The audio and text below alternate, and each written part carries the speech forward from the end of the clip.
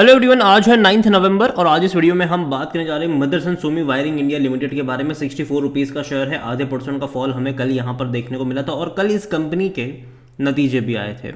बात करेंगे वीडियो में जो रिजल्ट्स आए हैं उसके बारे में, लेकिन उससे पहले अगर आपने अभी तक चैनल को सब्सक्राइब नहीं किया है तो प्लीज़ अभी इसे सब्सक्राइब कर लीजिए, क्योंकि आगे भी बहुत सारे वीडियोज़ हैं जो आपको काफ़ी ज़्यादा हेल्प करेंगे। तो मदरसन सोमी वायरिंग अगर आप देखो तो 64 रुपीज़ का शेयर एक महीने में अगर ग्राफ देखे तो लगातार गिरा भी है और तेज़ी भी आई है बाद में। अब देखो मतलब पहले गिरावट आई थी और दिवाली वीक में तेज़ी भी आ गई यहाँ पर, अब फिर से गिरावट शुरू हो चुकी है। और अगर आप चैनल को रेगुलर फॉलो करते हो, मैंने पहले भी कहा था कि दिवाली वीक में आपको तेज़ी देखने को मिलेगी, लेकिन दिवाली वीक के बाद आपको बाजार में फिर से करेक्शन देखने को मिल सकता है और वो देखने को मिल भी रहा है।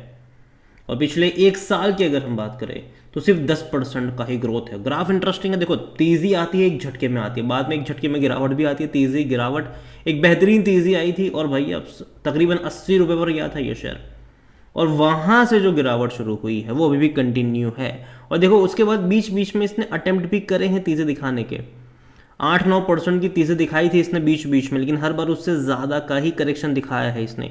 और मेजर करेक्शन अगर आप देखो तो भैया अक्टूबर में देखने को मिला है। पूरे बाजार का यही हाल है, क्योंकि अक्टूबर में अगर आप देखोगे तो बाजार ने बहुत परेशान करा है। पिछला महीना बहुत ही ख़राब रहा है। स्पेसिफिकली अगर आप देखो तो एफआईल्स ने बड़ी मात्रा में बिकवाली करी है पिछले महीने। एफआईल्स ने भैया जम के बिकवाली करी है। डीआईएल्स ने खरीदारी ज़रूर करी है, कोशिश करी है बचाने की बाजार को, लेकिन फिर भी बाजार बड़ी गिरावट दिखाता नजर आया है।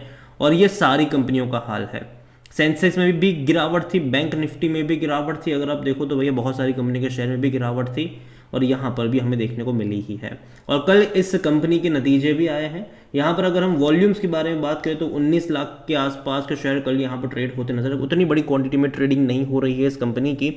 और जहाँ तक देखा जाए तो ऑल टाइम हाई 80 रुपये का था जो कि इसी साल बना था, और जहाँ तक लो की बात करें वो 41 रुपीज़ के आसपास है। मार्केट के 28,000 करोड़ के आसपास देखने को मिल रहा है। कंपनी के बारे में अगर हम बात करें तो कंपनी को लेकर देखो बेचने की बात को लेकर हर कोई कह रहा है खरीदो, खरीदारी करिए तो यहाँ पर बने रहो। और देखो डिविडेंड भी अच्छा तो पे कर ही रहा है, ये 80 पैसा पर शेयर का इसने इस साल पे करा है। मेरे हिसाब से कोई बुरा डिविडेंड नहीं है, ये ठीक ठाक डिविडेंड मैं इसको कहूँगा।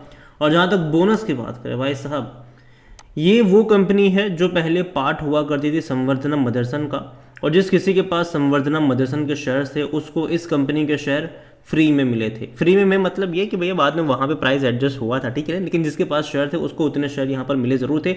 और जिस टाइम ये अलग हुआ, ठीक है, उसी साल उसने बोनस भी दे दिया था। और देखिए इसका भी बिल्कुल संवर्धना मदरसन वाला ही हिसाब किताब रहने वाला है कि अगर आप इसका भी शेयर प्राइस आज से 5 साल बाद चेक करोगे, मतलब आज से 5 साल बाद अगर आप देखोगे तो शायद आपको 75-80 पर भी देखने को मिलेगा। लेकिन हो सकता है कि इस बीच ये 2 बार आपको बोनस पे कर चुका हो और प्राइस उस तरीके से एडजस्ट हो चुका हो। तो ये यहाँ पर होने वाला है और यही सेम चीज़ संवर्धना मदरसन में भी देखने को मिल रही है तो भैया उसी की पेरेंट कंपनी, ठीक है।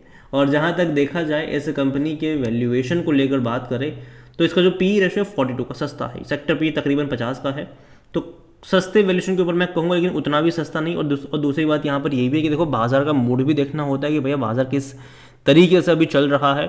अभी अगर आप देखोगे तो दिक्कतें डेफिनेटली है यहाँ पर बाजारों में।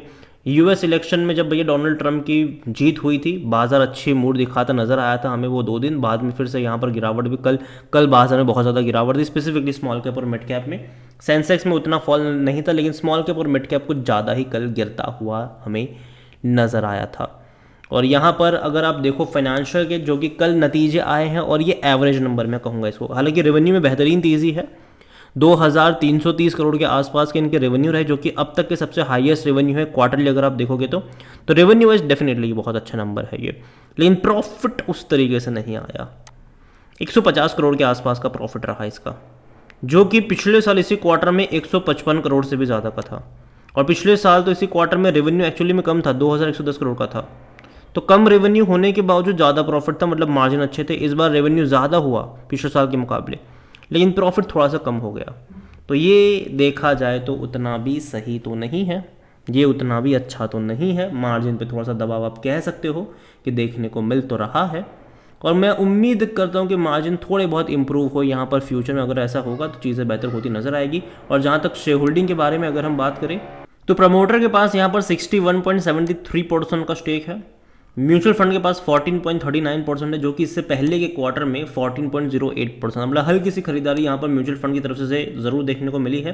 डोमेस्टिक के पास 2.15% से होल्डिंग घट के 1.95 पर आई है, और एफआईज ने भी थोड़ी बहुत बिकवाली करी है, वो भी 10.78% से 10.53 पर है। तो देखा जाए तो यहाँ पर म्यूचुअल फंड ही है जिसने थोड़ी सी खरीदारी करी है, वरना उसके सामने डोमेस्टिक और एफआईज दोनों ने यहाँ पर बिकवाली करी हुई है। रिटेल की होल्डिंग अगर आप देखोगे तो 8.26% की है, और जो अदर पार्टीज़ है वो 3.14% का स्टेक यहाँ पर लेकर बैठे हुए हैं। तो ओवरऑल कोई उतना बुरा पैटर्न नहीं, अच्छा शेयर होल्डिंग पैटर्न मैं कहूँगा इसको, और डिसेंट शेयर होल्डिंग पैटर्न है ये, जो कि अगेन अच्छी बात है ये।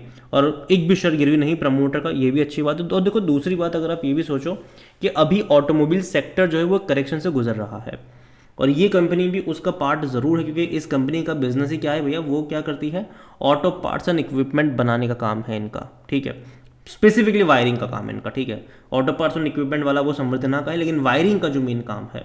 और भैया देखो, गाड़ी चाहे 2 व्हीलर हो 4 व्हीलर हो, वायरिंग का काम भैया होता ही है, ठीक है, सब में वायरिंग इस्तेमाल होती है। और इनके जो क्लाइंट्स हैं वो काफ़ी मेजर और बड़े बड़े क्लाइंट्स हैं, ठीक है, काफ़ी बड़े बड़े क्लाइंट्स हैं इनके। और अगर आप देखोगे इंडिया में ही अगर आप देखो तो भैया टाटा से लेकर महिंद्रा तक इनके क्लाइंट्स हैं, इसके अलावा और भी बड़े बड़े नाम से। लेकिन दिक्कत अभी हाल फिलहाल में जो हो रही है वो है बिक्री।